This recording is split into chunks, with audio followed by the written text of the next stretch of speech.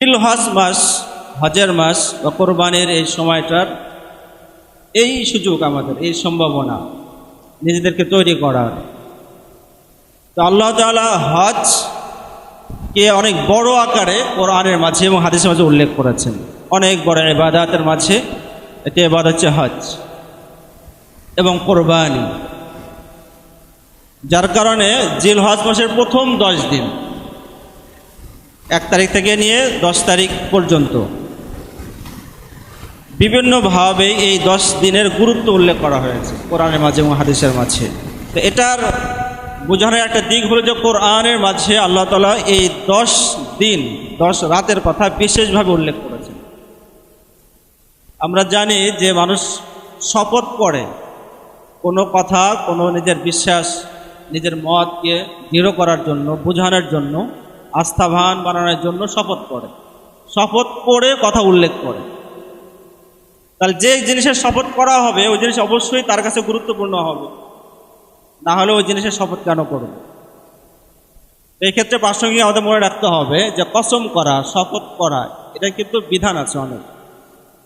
যে কোনো বিষয়ে শপথ করা যাবে না, কসম খাওয়া যাবে না। কসম খাইলে এরা কাফারা দেওয়া লাগবে মাঝে মাঝে। তো পুরুষদের তুলনায় অনেক সময় দেখা যায় যে মহিলারা বেশি শপথ করে, বেশি কসম করে। আবার ব্যবসায়ীরা অনেক সময় অনেক ধরনের কথা বলে শপথ করে। এই জন্য এই বিষয়ে যে আহকামাত আছে এটা আমাদের জানা দরকার, যাতে করে আমরা শপথের ক্ষেত্রে সতর্ক হতে পারি এবং সহি তরিকায়, সঠিক পদ্ধতিতে আমরা শপথ করতে পারি। তো যে জিনিসের শপথ করা হয় এই জিনিসটা অনেক বড় হবে। তো আল্লাহ তাআলা কোরআনের মাঝে আমাদেরকে বোঝানোর জন্য মাঝে মাঝে কিছু বিষয়ের শপথের কথা উল্লেখ করেছে। পৃথিবীতে যে বিষয়গুলো খুবই গুরুত্বপূর্ণ, মানুষ যে জিনিসগুলোর খুবই গুরুত্ব দেয়, এই বিষয়গুলোকে বিশেষভাবে উল্লেখ করে শপথ করা হয়েছে। যেমন ওয়াল আসরি, এখানে যুগের শপথ করা হয়েছে। আজকে সবচাইতে গুরুত্বপূর্ণ এবং মূল্যবান জিনিস হলো সময়। সময়ের কসম করা হয়েছে, শপথ উল্লেখ করা হয়েছে। তো আল্লাহ তাআলা সূরাতুল ফাজরের মাঝে লাগাতার কয়েকটি শপথ উল্লেখ করেছে। লাগাতার ওয়াল ফাজর, ফজর মানে সকালের সময়ের শপথ করেছে। এরপরে ওয়ালায়ালিন আশরিন, দ্বিতীয় আয়াত ওয়ালায়ালিন আশরিন, এবং 10 রাতের কসম, 10 রাতের শপথ। মুফাসসিরিনে কিরাম বলেছেন যে এই 10 রাত মানে হচ্ছে জিলহজের প্রথম 10 দিন, 10 রাত বোঝানো হয়েছে। এখান থেকে বোঝা যায় যে এই 10 দিনের গুরুত্ব কত বেশি, আল্লাহর কাছে কত বেশি এবং আমাদের কাছেও কত বেশি হওয়া দরকার। এই গুরুত্বের দিকে ইঙ্গিত করার জন্য ওয়ালায়ালিন আশরিন উল্লেখ করেছে। ওয়াশ-শাফঈ ওয়াল ওয়াতরি, পরের আয়াতে বলেছেন আল্লাহ তাআলা পৃথিবীতে যত জোড়া জোড়া বস্তু আছে এবং যত বেজোড় বস্তু আছে সব কিছুর কসম উল্লেখ করেছেন, শপথের কথা উল্লেখ করেছেন। ওয়াল লাইলি ইযা ইয়াসরি, এবং রাত যখন শেষ হয়ে যায় সেই রাতের শপথের কথা উল্লেখ করা হয়েছে। এতগুলো শপথ কেন উল্লেখ করা হলো? মানে ফজরের শপথ, এরপরে জিলহজের প্রথম 10 তারিখের 10 দিনের শপথ, এরপরে জোড়া জোড়া বস্তুর শপথ, বেজোড় বস্তুর শপথ, এরপর রাত যখন চলে যায় সেই অবস্থার শপথ। এতগুলো শপথ উল্লেখ করে আল্লাহ বলছেন যে যে বুদ্ধিমান, যে বোঝে, যার মধ্যে জ্ঞান আছে, বোঝার শক্তি আছে, তার জন্য কি এই শপথগুলো যথেষ্ট নয়? এরপরে আল্লাহ ফেরাউনের কথা উল্লেখ করেছেন, কওমে আদের কথা উল্লেখ করেছেন, কওমে সামুদের কথা উল্লেখ করেছেন, যাদেরকে আল্লাহ তাআলা বিশেষভাবে শাস্তি দিয়েছেন, স্মরণীয় শাস্তি দিয়েছেন, উদাহরণ হয়ে থাকতে পারে এমন শাস্তি দিয়েছেন যে সকল জাতিকে, সেই জাতির কথা উল্লেখ করেছেন। তো আল্লাহ কেউ যদি অপরাধ করে তাকে যে একদম মানে ছেড়ে দেন না, মাঝে মাঝে পাকড়াও করেন, এবং সেই পাকড়াওটা স্মরণীয় পর্যায়ের হয়ে যায়, দৃষ্টান্ত পর্যায়ের হয়ে যায়। তো এই কথা উল্লেখ করার আগে এতগুলো কসম উল্লেখ করেছেন, শপথের কথা উল্লেখ করেছেন। তোমাদের মনে রাখতে হবে, ভুলে গেলে চলবে না। যত শক্তি থাক, যত সম্পদে থাক, যত ভক্তবিন্দুই থাক না কেন, যত তোমার অনুসারী থাক না কেন, তুমি যদি গুনাহ করো, অন্যায় পথে থাকো, আল্লাহর অবাধ্য হয়ে যাও, তাহলে এই এতগুলো জিনিসের শপথ করে বলা হচ্ছে যে তোমাকে ধরা হবে। যেভাবে ফেরাউনকে ধরা হয়েছে, যেভাবে আদ গোত্রের মানুষকে ধরা হয়েছে, যেভাবে সামুদ গোত্রের মানুষকে ধরা হয়েছে, তোমাকে ধরা হবে, তুমি মুক্তি পাবে না, রক্ষা নাই তোমার। এটা বোঝানোর জন্য এতগুলো শপথের কথা উল্লেখ করেছেন। এর মাঝে এই 10 তারিখ 10 দিনের কথা উল্লেখ আছে।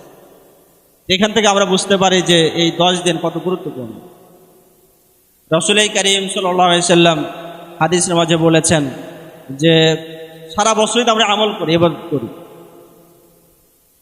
কিন্তু বিশেষ বিশেষ সময়ের ইবাদত আল্লাহর কাছে অনেক প্রিয়। মা মিন আইয়ামিন আল আমালু সালিহু ফিহা আহাব্বু ইলাল্লাহি মিন হাদিহিল আইয়াম।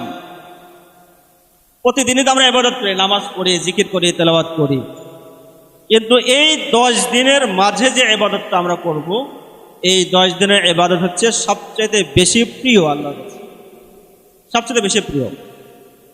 তার ফজর নামাজ আজকেও বললাম, কালকে যদি জিলহজের 1ম তারিখ হয় তো কালকেও ফজর নামাজ পড়ব। তো আজকের ফজরের চাইতে কালকের ফজর আল্লাহর কাছে বেশি প্রিয় হয়ে যাবে, আজকের তেলাওয়াতের চাইতে কালকের তেলাওয়াত বেশি প্রিয় হয়ে যাবে, আজকের জিকিরের চাইতে কালকের জিকির বেশি প্রিয় হয়ে যাবে। কেন? এই যে 10 তারিখের ফজিলত, এটা আল্লাহর কাছে বিশেষ বিশেষ গুরুত্বপূর্ণ। অন্য আর এক রিওয়ায়াতের মাঝে আছে যে মা মিন আমালিন আজকা ইনদাল্লাহি ওয়ালা আযম আজরান। যত আমল আছে এর মাঝে সবচাইতে স্বচ্ছ, পুত, পবিত্র ইবাদত এবং সবচাইতে আজরওয়ালা, নেক সওয়াবওয়ালা ইবাদত হচ্ছে এই 10 দিনের ইবাদত। 10 দিনের ইবাদত মানে সবচেয়ে সুন্দর ইবাদত, যে কাজে করে না কেন। হাদিসের শব্দ কিন্তু ব্যাপক, আমলে সালেহ শব্দ ব্যবহার করা হয়েছে। আমলে সালেহ বলা হয় হলো শরীয়তে যত কাজ আছে সবই আমলে সালেহ, যে কোনো কাজ করতে পারি, নামাজ, রোজা, যাকাত, সাদাকা, যা আমরা দিই না কেন আমলে সালেহ হয়ে যাবে। তেলাওয়াত, এমনি কেউ যদি আল্লাহর ধ্যানে কেউ ফিকির করে, চিন্তা করে, আল্লাহর সৃষ্টি জগতে যদি চিন্তা করে, তো এটাও ইবাদত হয়ে যাবে, এটাও আমলে সালেহ, সবই আমলে সালেহ। কেউ যদি দাওয়াত দেয় সেটাও আমলে সালেহ, মানে আমলেন সালেহ ব্যাপক শব্দে ব্যবহার করা হয়েছে। অন্য হাদিসে খায়রুন শব্দে ব্যবহার হয়েছে, মিন খায়রিন ইয়ামালুহু ফি হাদিল আইয়াম। এই দিনের মাঝে যা কিছু কল্যাণকর কাজ করা হয় সেটাই আল্লাহর কাছে প্রিয়, যা কিছু কল্যাণকর হোক না কেন। অন্যের সহযোগিতা করা, অন্যকে উপদেশ দেওয়া, অন্যকে অন্যায় থেকে বাধা দেওয়া, কেউ মুসিবতে আছে তার মুসিবত দূর করা, বিপদে আছে বিপদ দূর করা, কেউ ঋণগ্রস্ত আছে তার ঋণকে পরিশোধ করে দেওয়া, ভালো কথা বলে তাকে সান্ত্বনা দেওয়া, এই সবই খায়ের, মানে কল্যাণকর কাজ। আর অন্য অন্য সময় এই কল্যাণকর কাজ করলে যে সব পাওয়া যাবে, এই 10 দিনে তার চেয়ে বেশি সব পাওয়া যাবে এবং আল্লাহর কাছে বেশি প্রিয় হয়ে যাবে। যদিও বা হাদিসের মাঝে ব্যাপক শব্দ ব্যবহার করা হয়েছে, কিন্তু কোনো কোনো হাদিসের মাঝে বিশেষ বিশেষ আমলের কথা উল্লেখ করা হয়েছে। মানে সব আমলই তো আল্লাহর কাছে প্রিয় হবে, কিন্তু বিশেষ কিছু আমল আছে এটা আরো প্রিয়, আরো সুন্দর। অন্য হাদিসের মাঝে আছে যে ফাকসিরু মিনাত তাহলিলি ওয়াত তাহমিদ ওয়াত তাকবীর ফিহিন্না। এই 10 দিনের ইবাদত যেহেতু আল্লাহর কাছে সবচেয়ে বেশি প্রিয়, অতএব এই 10 দিন তোমরা বেশি বেশি 3টা কাজ করো। তাকবীর, আল্লাহু আকবার, বেশি বেশি বলা, যত বেশি বলা যায়, মনে মনে বলা যায়, উচ্চ স্বরেও বলা যায়, একা একই বলা যায়, পরিবারের মাঝেও বলা যায়। আল্লাহু আকবার, তাহলিল লা ইলাহা ইল্লাল্লাহ বেশি বেশি বলতে থাকা, তাহমিদ আলহামদুলিল্লাহ বেশি বেশি বলতে থাকা।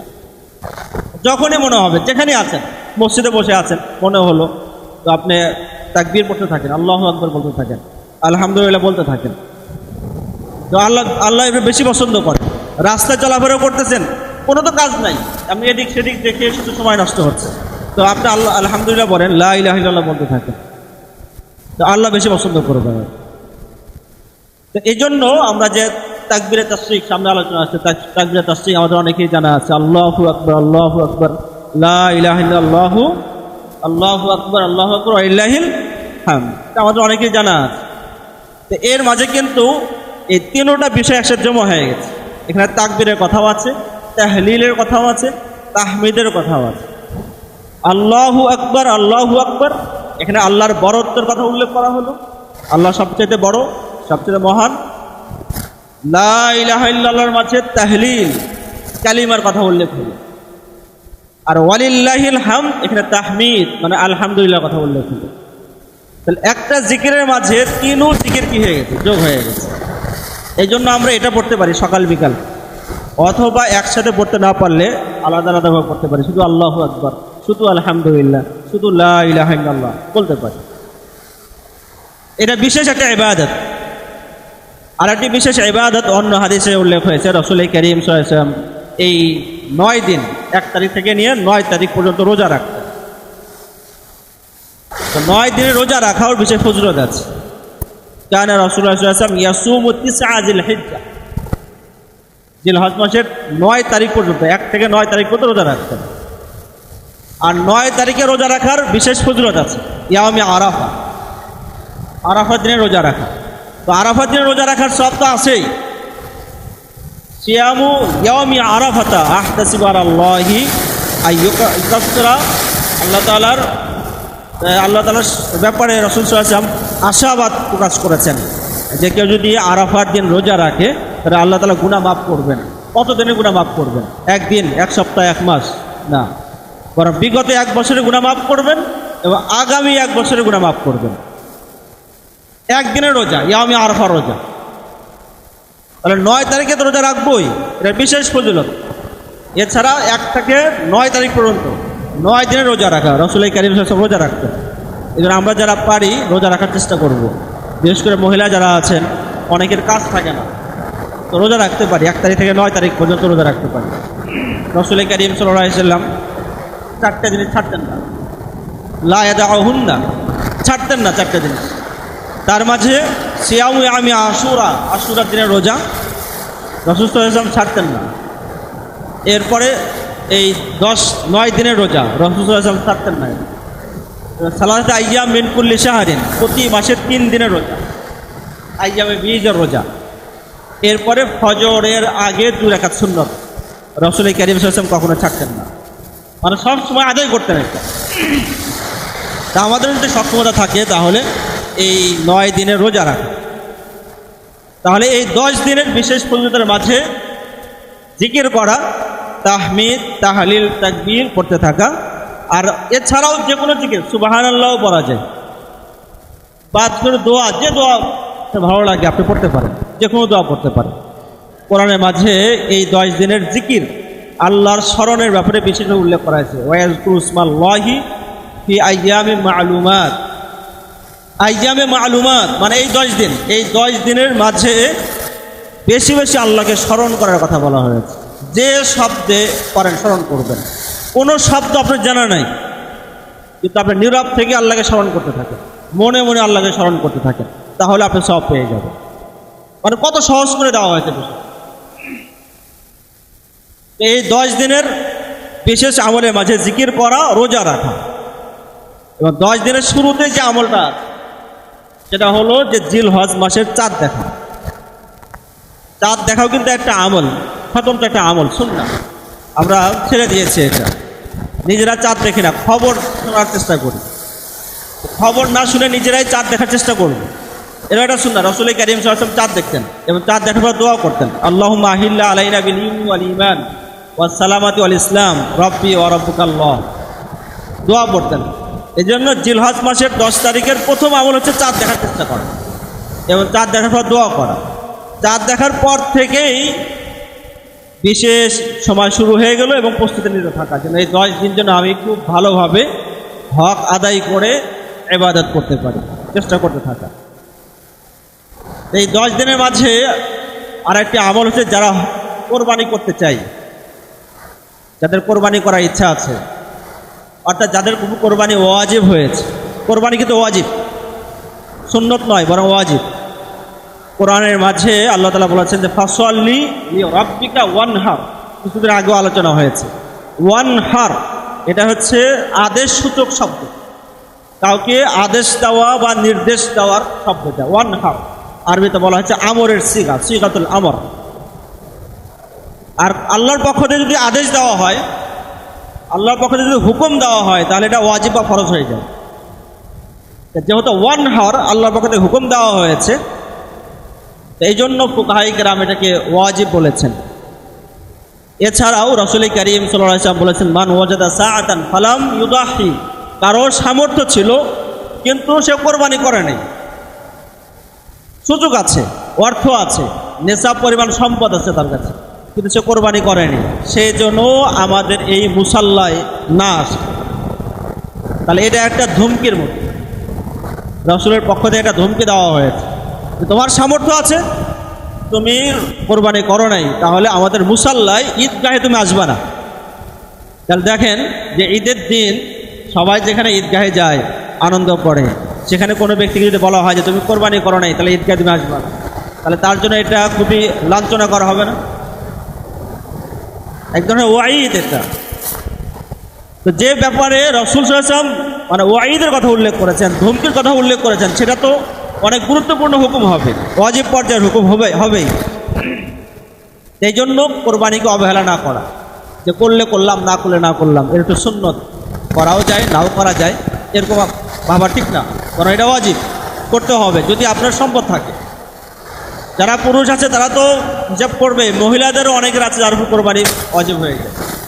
মহিলাদের গহনাকে যদি হিসাব করা হয় এবং তার অন্যান্য সম্পদ যদি হিসাব করা হয়, তো দেখা যায় নেশাব পরিমাণ সম্পদ হয়ে গেছে এবং তার উপর কোরবানি ওয়াজিব হয়ে গেছে। এই জন্য হিসাব করা, কোরবানির সময় আসার আগেই হিসাব করে নেওয়া যে আমার উপর কোরবানি ওয়াজিব হলো কি হলো না।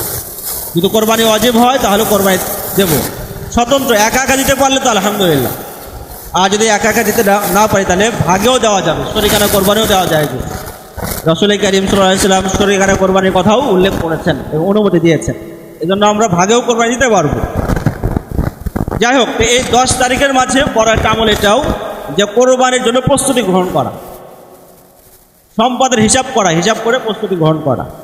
কোনো ব্যক্তির কাছে সম্পদ নাই, এরপরও কোরবানি দিতে চায়, তো উনিও কোরবানি দিতে পারবেন। মানে সম্পদ নাই, উপস্থিত, আমার কাছে টাকা নেই বলে আমি কোরবানি দিতে পারবো না, এরকম না, কোরবানি দেওয়া যাবে।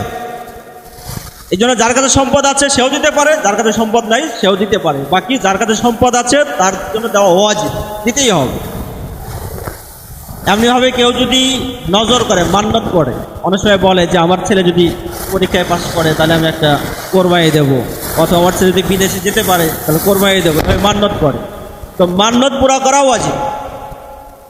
এই জন্য কেউ যদি মান্নত করে থাকেন তাহলে তাকেও কোরবানি দিতেই হবে। মান্নতের কোরবানি না দিয়ে আপনি টাকা সদকা করবেন, হবে না, মান্নত পুরা হবে না, এর কোরবানি করতে হবে। যার উপর কোরবানি ওয়াজিব ওনার জন্য এই 10 তারিখের বিশেষ একটা আমল হলো যে উনি এই 10 তারিখের ভিতরে মানে নখ, মোজ, চুল কাটবেন না, এটা কাটা যাবে না। ইদা দাখালাল আশরুল আউয়াল, প্রথম 10 তারিখ যখন নাকি এসে যায়, আরাদা আইয়ুদাহিয়া, কেউ যদি কোরবানি দিতে চায় তাহলে ফালা ইয়ামাসসা মিন শারিহি ওয়া বাশারিহি শাইআ, সেজন্য নিজের চুল না কাটে, যে কোনো ধরনের চুল না কাটে, নখ যেন না কাটে, মোজ যেন না কাটে। তার মানে চাঁদ দেখার আগেই আমাদের চুল সহ নখ এটা কেটে ফেলতে হবে, কেটে এই 10 দিন আমাদেরকে চুল নখ কাটা থেকে বিরত থাকতে হবে। কোরবানি দেওয়ার পর আমরা চুল নখ কেটে ফেলব। যারা কোরবানি দেওয়ার নিয়ত করেছি তারা আমরা চাঁদ দেখার আগেই আমরা এই কাজ করে ফেলব। যারা কোরবানি দেব না তাদের ক্ষেত্রেও যদি ওনারা চাঁদ দেখার আগেই চুল নখ যদি কেটে ফেলে এবং এই 10 দিন যদি চুল নখ না কাটে তাহলে উনিও সব পেয়ে যাবে, ওনার জন্য সওয়াব আছে। তবে বিশেষ করে যারা কোরবানি দিবে তাদের ক্ষেত্রে বিশেষ নির্দেশনা আছে। তো অনেকে আমরা খেয়াল করি না, দেখা যায় যে 2 দিন 3 দিন পরেই আমরা মানে অস্থির হয়ে যাই, অস্বস্তিতে ভুগি, কারণ নিয়মিত গোপ কাটার কি আছে, অভ্যাস আছে, চুল কাটার অভ্যাস আছে। এখন 1-2 দিন যাওয়ার পরে অস্বস্তি শুরু হয়ে যায়, এটা সবর করতে হবে, ধৈর্য ধরতে হবে। আমল করব আর সবর করতে হবে, এটা তো হয় না। যে কোনো আমলের বিষয়ে একটা কষ্ট আছে, সবর আছে। যত বেশি সবর করব তত বেশি আমরা সওয়াব পেয়ে যাব, তত বেশি আমরা আল্লাহর কাছে প্রিয় হতে থাকবো।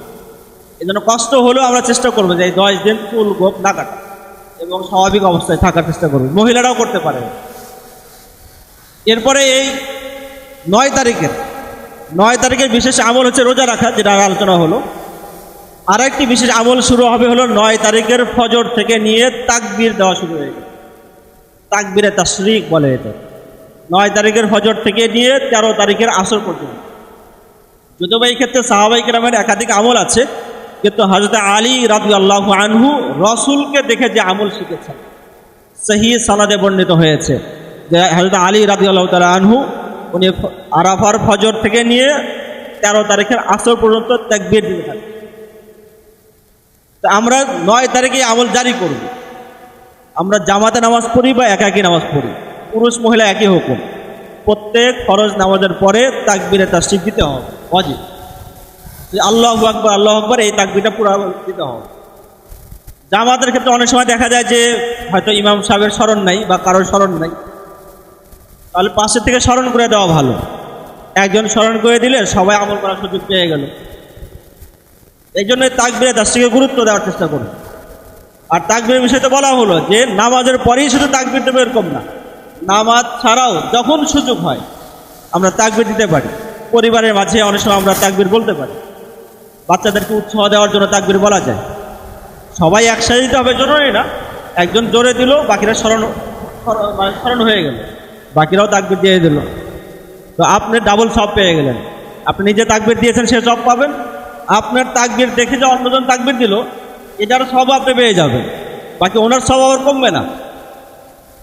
সুন্নতের ক্ষেত্রে প্রসিদ্ধ হাদিস আছে যে মান আহিয়া সুন্নাতাম মিন সুন্নতি, রাসূল বলেছেন যে কোনো ব্যক্তি যদি আমার কোনো সুন্নত জিন্দা করে, উমিদাত বাদি, যে সুন্নত রাসূল চলে যাওয়ার পরে মানে হারিয়ে গেছে, ওই সুন্নত অনুযায়ী আমল করা মানুষ বাদ দিয়ে দিয়েছে, এমন কোনো সুন্নত যদি কেউ জিন্দা করে, আমল চালু করে, তাহলে ফাইন্না লাহু মিনাল আজরি মিসলা মান আমিলা বিহা, যে ব্যক্তি এই সুন্নত অনুযায়ী আমল করলো তার সম পরিমাণ সব আপনাকেও দেওয়া হবে। তাহলে আপনাকে দেখে আরেকজন তাকবীর বললো তো তার সব আপনি পেয়ে যাবেন। আপনি যে একটা সুন্নত জারি করলেন, যত মানুষ আমল করবে সবার সব আপনি পেয়ে যাবেন, বাকি ওনাদের সব কমবে না। এই জন্য পরিবারের মাঝে অথবা কোনো কোনো সাহাবী এমন ছিলেন, হযরত আবু হুরায়রা রাদিয়াল্লাহু তাআলা সহ আরও অনেক সাহাবী ছিলেন, যে বাজারে যেতেন, বাজারে যেয়ে অনেক সময় জোরে তাকবীর বলতেন। কারণ বাজার হচ্ছে গাফলতের জায়গা, বাজার এমন একটা জায়গা যেখানে মানুষ দুনিয়ামুখী হয়ে যায়, সম্পদমুখী হয়ে যায়, কেনা বেচা লেনদেন টাকা পয়সা বিষয় আস্তে আস্তে মানুষ দুনিয়ামুখী হয়ে যায়। এই জন্য সাহাবী উনি বাজারে যেতেন এবং জোরে তাকবীর বলতেন, যাতে করে ওনার তাকবীর শুনে অন্যরাও সতর্ক হয়ে যায়, অন্যদের দিলের মাঝে আল্লাহ স্মরণ, আল্লাহ জিকির চলে আসে। এরকম জায়গায় যেখানে মানুষ জিকির করছে না সেখানেও জিকির করা আর বিশেষ ফজিলত রয়েছে। পরিবারের মাঝে যখন সবাই গাফেল হয়ে গেছে তখন আমি আল্লাহু আকবার জোরে বললাম। অনেক সময় সবাই খেতে বসেছি, টেবিলে দশখানে আমরা বসে গেছি খাবার খাওয়ার জন্য, তো আমরা একটু বিসমিল্লাহ একটু একজন জোরে বলল, একজন বিসমিল্লাহ জোরে বললে সবার স্মরণ হয়ে গেল, সবাই বলে ফেলল, তাহলে আপনার উসিলায় সবার আমল চালু হয়ে গেল। খাওয়া শেষ হয়ে গেছে, আপনি আলহামদুলিল্লাহ বললেন, দোয়া বলে ফেললেন, তো আপনাকে দেখে অন্যরা বলল, সবার সব আপনি পেয়ে গেলেন। এভাবে কিন্তু পরিবেশ তৈরি হয়। একদিনই সবাই একসাথে জিকির শুরু করবে এবং পুরা আমলে চলে আসবে, এটা হয় না। একজন শুরু করে আস্তে আস্তে অন্যরাও ভাবে হতে থাকে। এই জন্য এই 10 তারিখের বিশেষ একটা আমলের মাঝে আইয়ামে তাশরিকের মাঝে তাকবীরে তাশরিক পড়া, আল্লাহু আকবারের তাকবীর পড়া। এরপরে ঈদের দিন আমাদের বিশেষ কিছু আমল আছে, পরবর্তীতে ইনশাআল্লাহ এই বিষয়ে তাফসীরে বিস্তারিত আলোচনা হবে। তো এই 10 দিনের বিষয়টা আমরা মনে রাখি যে 10 দিনের প্রথম কাজ হলো যে চাঁদ দেখা, দ্বিতীয় নাম্বার কাজ হলো যে 10 দিনের ফজিলত সম্পর্কে জানা, যে আল্লাহ তাআলা এই 10 দিনের আমলকে বিশেষভাবে গুরুত্ব দিয়েছেন এবং সবচেয়ে প্রিয় আমল হিসেবে আখ্যা দিয়েছেন। এই জন্য যত বেশি আমল করতে পারি তত বেশি ফায়দা। রমজান আমরা অনেক সময় খতম করি, তো এই 10 দিনেও খতম করার চেষ্টা করি, কোরআন খতম করার চেষ্টা করি, তারপর বেশি বেশি জিকির করি, তাসবিহ পড়তে থাকি, তো এটা স্মরণ রাখা। এরপরে যারা কোরবানি দিতে চাই তাদের চুল নখ কাটা থেকে বিরত থাকা। এরপরে কোরবানি ওয়াজিব হয়েছে কি না, অনেকে আছে গাফেল হয়ে আছে, কোরবানি ওয়াজিব হয়েছে জানেই না। অনেক মহিলাদের ক্ষেত্রে এটা হয়ে যায়, অনেক মহিলার কোরবানি ওয়াজিব কিন্তু জানেই না যে কোরবানি ওয়াজিব। এই জন্য সম্পদের হিসাব করা এবং কোরবানি ওয়াজিব হলে কোরবানি দেওয়ার জন্য প্রস্তুতি গ্রহণ করা। রোজা রাখা, নিজে রোজা রাখা, অন্যদেরকে রোজা রাখার প্রতি উৎসাহ দেওয়া, বিশেষ করে ইয়ামে আরাফার দিনে রোজা রাখা, আরাফার দিনে দোয়া করা, বেশি বেশি দোয়া করা। যে দিনগুলোতে সবচেয়ে বেশি দোয়া কবুল হয় তার মাঝে আরাফার দিন। তো আরাফার দিন যারা হাজী সাহেব যারা আছেন ওনারা তো দোয়া করবেনই, আমরাও এখানে আরাফাতে যদি দোয়া করি তাহলে ইনশাআল্লাহ আমাদের দোয়া কবুল হবে ইনশাআল্লাহ। এই জন্য অনেক সময় থাকে যে আমাদের বিশেষ বিশেষ চাওয়া থাকে, যে আল্লাহ তাআলা আমাদেরকে যেন এই জিনিসটা দিয়েই দেন, বিশেষ চাওয়া। তো বিশেষ চাওয়াকে বিশেষভাবে চাইতে হয়। আল্লাহ যেন আমাকে সন্তান দেন, আমার সন্তান যেন ভালো করে দেন, আল্লাহ যেন আমার ব্যবসায় রিজিক দেন, এত বিশেষ কিছু চাওয়া আছে। তো এই চাওয়াগুলোকে আমাদের বিশেষ বিশেষভাবে চেতে হবে, বিশেষ বিশেষ সময় চাইতে হবে। তো আরাফার দিন আমরা বিশেষভাবে চিন্তা করতে পারি, পরিকল্পনা করতে পারি যে এই দিন আমি আল্লাহর কাছে এই জিনিসটা চেয়ে নেব। দোয়া কবুল হওয়ার যতগুলো শর্ত আছে সবগুলো শর্ত পূরণ করে এবং সর্বতভাবে প্রস্তুতি গ্রহণ করে আল্লাহর সামনে কায়ুনবাক্য হয়ে একদম নত হয়ে কান্নাকাটি করে আল্লাহর সামনে আমরা উপস্থিত হয়ে চেয়েই নেব। তো যদি 9 তারিখে আমরা এভাবে চাই তাহলে ইনশাআল্লাহ আল্লাহ আমাদেরকে মাহরুম করবেন না ইনশাআল্লাহ। এরপরে তাকবীর দেওয়ার চেষ্টা করব। এই আমলগুলো যদি আমরা করি এবং সাথে সাথে অন্যান্য আমল এবং সব আমলের আগে যেটা সর্বসময় মনে রাখতে হয় সেটা ইস্তেগফার করা, তওবা করতে থাকা। কিন্তু আমাদের গুনাহ হতেই থাকে, ছোটোখাটো গুনাহ হতেই থাকে। যখন আমরা বাইরে বের হই একটা একটা গুনাহ হয়, এই জন্য তওবা করতে থাকা, সকাল বিকাল তওবা করতে থাকে, ইস্তেগফার করতে থাকে। এই আমলগুলো যত বেশি করবো ইনশাআল্লাহ আল্লাহ আমাদেরকে তত বেশি আমাদের ফজিলত দেবেন এবং কোরবানি তত বেশি সুন্দর হবে, অর্থপূর্ণ হবে। কারণ কোরবানির অর্থ কিন্তু হত্যা না, পশু হত্যা না, কোরবানি একটা ইবাদত। তো কোরবানিকে ইবাদত হিসাবে দাঁড় করাতে হলে আমাদের প্রস্তুতি দরকার, ইমানের প্রস্তুতি দরকার, আমলের প্রস্তুতি দরকার, মানসিক প্রস্তুতি দরকার। তো আল্লাহ তাআলা আমাদেরকে সকল ধরনের প্রস্তুতি গ্রহণ করার তৌফিক দান করেন এবং কোরবানির উদ্দেশ্য লক্ষ্য অর্জন করার তৌফিক দান করেন। এবং এই সময়কে আল্লাহ আমাদের সুযোগ হিসেবে দিয়েছেন, সম্ভাবনা হিসেবে দিয়েছেন, এই সুযোগ যেন আমরা গ্রহণ করতে পারি এবং সুযোগ যেন কাজে লাগাতে পারি। আল্লাহ আমাদেরকে সহজ করে দেন। আমিন ইয়া রাব্বাল আলামিন।